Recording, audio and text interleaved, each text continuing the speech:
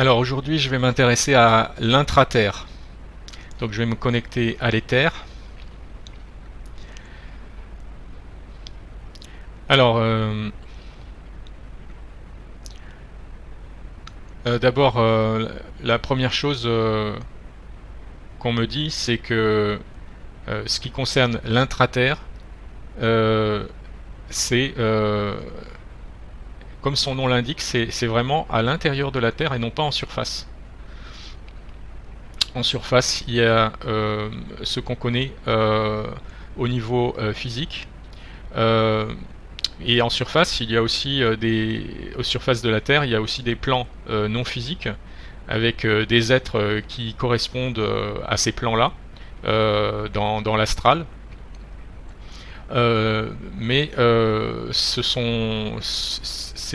toute cette vie qui est sur un plan parallèle en surface.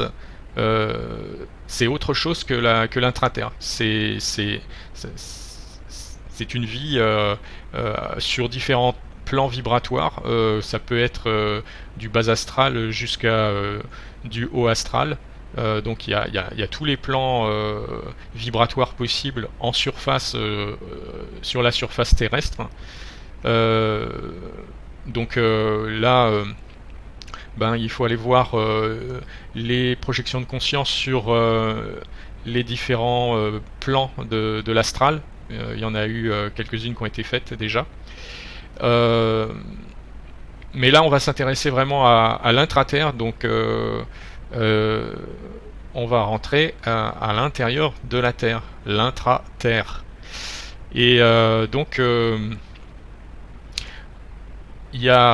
on me montre là déjà que en fait, dans l'intra-terre, comme à la surface de la Terre, il y a à la fois des plans physiques et des plans non physiques, avec des degrés de niveau vibratoire, et que d'une manière générale, même si il y a tous les niveaux vibratoires à la surface de la Terre, il y a une certaine hiérarchie vibratoire au fur et à mesure qu'on se rapproche du centre de la Terre. C'est-à-dire que d'une manière générale, plus on se rapproche du centre de la Terre, et plus en fait le taux vibratoire a tendance à être élevé.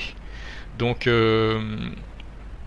et ça, c'est pour autant, ça peut paraître paradoxal, mais en surface, sur la surface terrestre, il y a aussi tous les plans vibratoires possibles. Mais alors, il y a une espèce de, comment dire, une espèce de loi d'attraction qui est liée au fait que le centre de la Terre, c'est quelque chose de bien particulier. Ça n'a rien à voir avec ce que la science officielle nous donne comme information. Donc ce n'est pas un noyau de fer qui à haute température comme le prétend la science officielle. C'est plutôt en fait un trou de verre, qui connecte le centre de la Terre au centre du Soleil. Et donc en fait il y a quelque chose d'équivalent pour toutes les planètes du système solaire. Mais c'est pas spécifique au système solaire, c'est tous les systèmes solaires fonctionnent de cette façon-là. Le centre est toujours un trou de verre en fait qui connecte à l'étoile autour de laquelle gravite la planète. Donc c'est la même chose pour la Terre. Le centre de la Terre en fait est connecté à notre Soleil par un trou de verre. Et ce trou de verre donc connecte au centre du Soleil. Le Soleil lui-même est connecté au centre de la galaxie à nouveau par un trou de verre. Et les galaxies, les centres des galaxies sont eux-mêmes connectés entre elles à travers des trous de verre. Et en fait, ces trous de verre en fait sont tous connectés à la source. Donc en fait, ces trous de verre, ils vibrent à des fréquences très élevées. Et c'est pour ça, par loi d'attraction, que en fait, plus on se rapproche du centre de la Terre, plus le niveau vibratoire augmente. Parce qu'il y a cette connexion du centre de la Terre à la source indirectement. Et donc cet effet d'attraction vibratoire fait monter le taux vibratoire au fur et à mesure qu'on se rapproche du centre de la Terre. Donc c'est comme un effet additionnel qui n'empêche pas que en fait en surface, à la surface de la Terre, il y ait tous les plans vibratoires, mais en fait par loi d'attraction, en se rapprochant du centre de la Terre, le taux vibratoire en moyenne il augmente. Ce qui fait que dans une partie de la croûte terrestre, je dis croûte terrestre parce que c'est pour simplifier, mais c'est pas vraiment une croûte, hein. Mais disons qu'il y a une partie de la Terre, de l'intra-Terre, et puis on montre que c'est à peu près le premier tiers, hein, en partant de la surface, quand on va vers le centre. Le premier tiers, en gros, c'est vraiment du physique. C'est-à-dire que la matière, c'est vraiment de la matière physique. Et ensuite, quand on arrive quand on commence à entrer dans le deuxième tiers en profondeur, et là, en fait, la matière devient elle vibre plus haut et elle commence à devenir plus éthérique. Et donc, les êtres qui vivent dans cette portion-là sont déjà plus soit ils peuvent basculer dans le plan physique, soit ils peuvent basculer dans le plan éthérique, selon leurs intentions, parce qu'ils ont un pouvoir créateur qui peut faire monter ou baisser leur taux vibratoire. Ils ont un certain développement spirituel, sinon ils ne seraient pas à cet endroit-là. Et donc ils ont ces capacités-là, pour certains, pas tous, pour basculer à la fois vers le physique ou vers l'éthérique. C'est un peu la zone frontière vers l'éthérique, et ensuite on arrive vraiment dans le cœur de cette zone où là on est vraiment dans un plan éthérique ou astral pour être plus précis. C'est un plan astral qui correspond au plan éthérique. Voilà. Bon. Pour expliquer, c'est-à-dire que le plan astral, l'astral c'est plus large que le plan éthérique. Le plan éthérique, ça correspond à une portion bien définie du plan astral qui est une portion qui est proche du plan physique. Le plan éthérique est la partie de l'astral la plus proche du plan physique au niveau vibratoire. Et donc là on parle vraiment de d'une zone qui est éthérique. Et ensuite, au fur et à mesure qu'on se rapproche encore du centre de la Terre, donc on va dire le dernier tiers, là on arrive dans des plans astraux qui ne sont plus éthériques, qui vibrent encore plus haut que le plan éthérique. Et avec des êtres qui vibrent plus haut aussi au niveau vibratoire, donc qui ont en général spirituellement des niveaux d'avancée spirituelle plus élevés.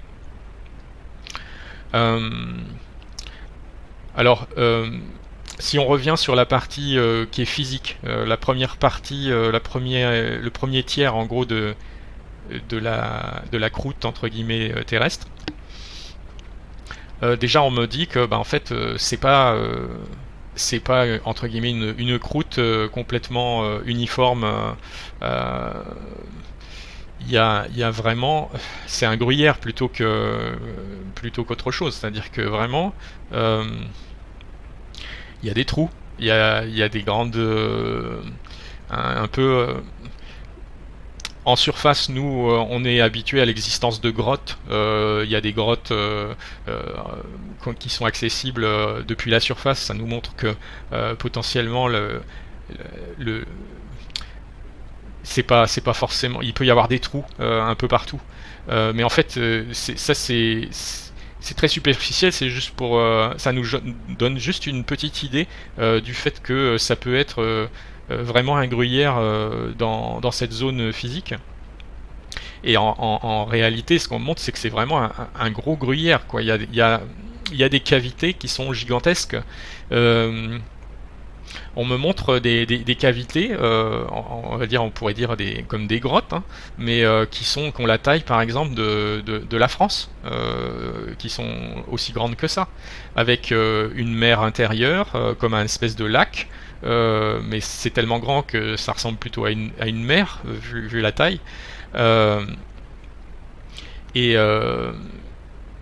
avec des endroits où il y a même des îles, des montagnes. Donc il y a certaines zones entières qui sont comme des, des, des, des microsystèmes. Enfin, c'est pas si micro que ça parce que ça peut être assez grand. Euh, donc qui vivent, qui existent dans ces grandes cavités. Alors des cavités, il y en a de toutes les tailles, bien sûr. Alors il y en a qui sont bien plus petites, hein. Mais il y en a des très grandes aussi qui existent. Et on me dit que au niveau des manifestations de la vie, il y a une grande variété selon ces différentes cavités. Il y en a certaines qui sont complètement isolées du reste. Il y en a d'autres qui ont des communications avec, par exemple, la surface ou avec d'autres cavités. Et en fonction, certaines cavités comportent des êtres qui sont, on va dire, plus ou moins avancés. Ça peut être uniquement des animaux, mais dans certaines cavités, ce sont des êtres qui sont très avancés, y compris plus avancés que l'être humain en termes de développement technique et spirituel. Il y a donc dans ces êtres, il peut y avoir des êtres humains qui sont parfois issus de civilisations extraterrestres, mais qui sont humains aussi et qui ont des technologies pour traverser entre guillemets la croûte terrestre et venir s'installer dans certaines de ces trous de gruyère, dans ces cavités. Euh, donc ben là, on peut parler par exemple de sociétés agarthiennes où en fait ce sont essentiellement des humains, hein, mais qui ont des origines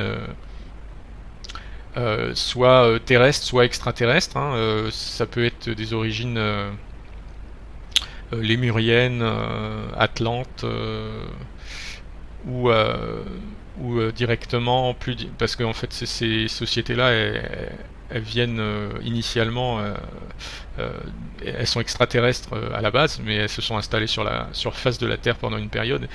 Et il y en a certains qui sont descendus dans des cavités comme ça. Il y en a d'autres qui sont arrivés directement qui étaient directement extraterrestres, ils sont venus s'installer directement, ils sont pas passés par la surface, ils sont allés directement s'installer dans certaines cavités comme ça. Euh, et après, il y a des êtres qui se sont complètement développés depuis ces cavités-là, qui ne viennent pas de l'extérieur, qui ne viennent ni de la surface terrestre, ni de zones extraterrestres. Ils sont vraiment développés entièrement dans ces cavités. Et il y en a qui sont très développés, très avancés, y compris... ben, il y a des races...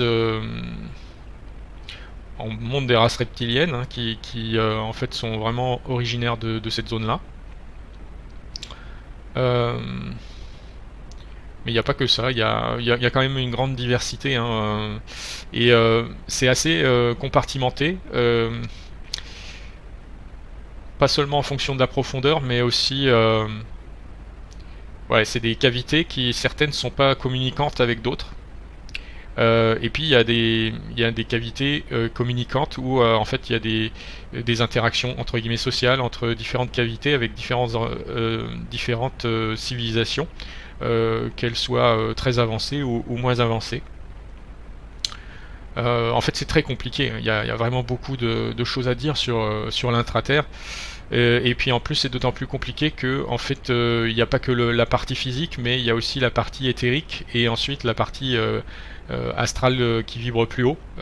Et dans ces mondes-là aussi, il y a différentes sociétés qui se mélangent ou ne se mélangent pas selon leurs affinités.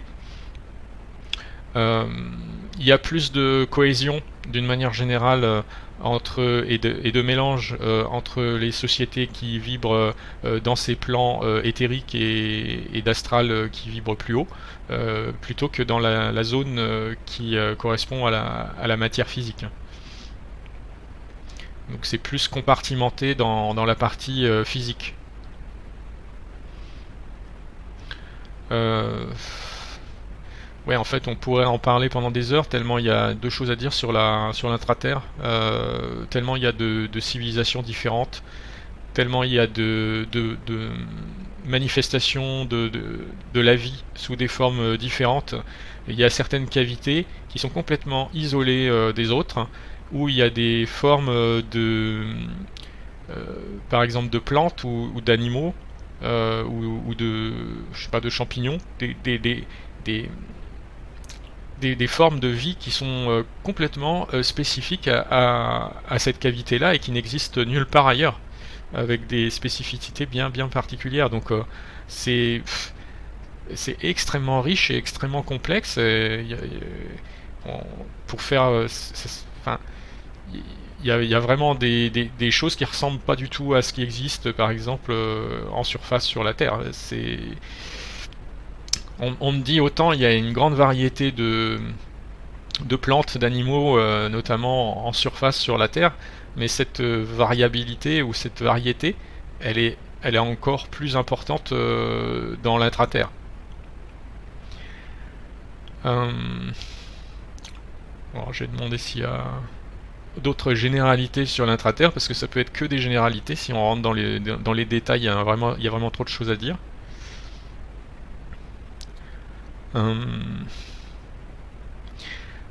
Ah oui, alors on me dit que en fait il y a un effet d'expansion de la zone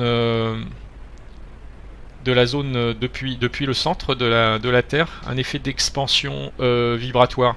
C'est-à-dire que c'est un peu comme si on peut dire que la Terre c'est un peu comme un oignon vibratoire qui vibre de plus en plus haut. Plus on rentre vers le centre de l'oignon et plus ça vibre haut. Donc il y a comme des couches d'oignon qui a des vibrations différentes. Mais ce qu'on me dit, c'est que les couches les plus profondes, qui vibrent le plus haut, c'est comme si elles grossissaient. Il y avait un processus d'expansion de ces couches qui vibrent de plus en plus haut, et que du coup ça atteint progressivement de plus en plus, ça fait monter le taux vibratoire des couches supérieures. C'est pas facile à expliquer, mais c'est comme si en fait il y avait un rayonnement depuis le centre de la Terre, un rayonnement à haute fréquence, euh, qui se propage du centre vers la surface, un peu comme une onde de fréquence élevée, comme un rayonnement, si on peut dire aussi, une espèce de rayonnement qui part du centre, et en fait qui fait monter vibratoirement toutes les couches d'oignons successivement en fonction en se propageant à travers ces couches d'oignons. Et, euh, et donc en fait ça correspond à la montée vibratoire de Gaïa. Mais ça part du centre en fait, cette montée vibratoire. Ça part de la connexion à la source à travers ce trou de verre qui connecte à la source indirectement, puisque ça passe d'abord par le centre de l'étoile, qui est notre Soleil, le centre de la galaxie, et les centres. Il y a plusieurs centres avant d'atteindre la source. Donc c'est une connexion indirecte, mais c'est quand même une connexion à la source. Et donc en fait, c'est comme des impulsions. Euh, on me parle de l'analogie avec le cerveau, comme des impulsions électriques qui passent entre les neurones. Les neurones, ça correspond au trou de verre. Et, euh, et en fait, C'est comme si en fait une électricité traversait traverser les neurones pour aller activer le neurone suivant. L'activer dans le sens de l'analogie, ça correspond en fait de faire monter vibratoirement le neurone, et le neurone ici représente en fait la Terre. Donc en fait la source à travers le neurone entre guillemets du trou de verre vient activer à travers l'axone du trou de verre, vient activer le neurone qui correspond à la Terre, et en le faisant monter vibratoirement. Et cette impulsion électrique d'activation, elle arrive au centre du neurone, donc au centre de la Terre, et ensuite ça active depuis le centre, ça rayonne tout autour pour activer l'ensemble du neurone, c'est-à-dire l'ensemble de la Terre. Et ça fait monter le taux vibratoire de la Terre en fait. C'est comme une activation, une illumination, et ça correspond à l'activation ou l'illumination entre guillemets du neurone. Je demande s'il y a autre chose comme généralité à dire sur l'intraterre. On dit que de toute façon il y aurait encore plein de choses à dire, mais on peut s'arrêter là déjà.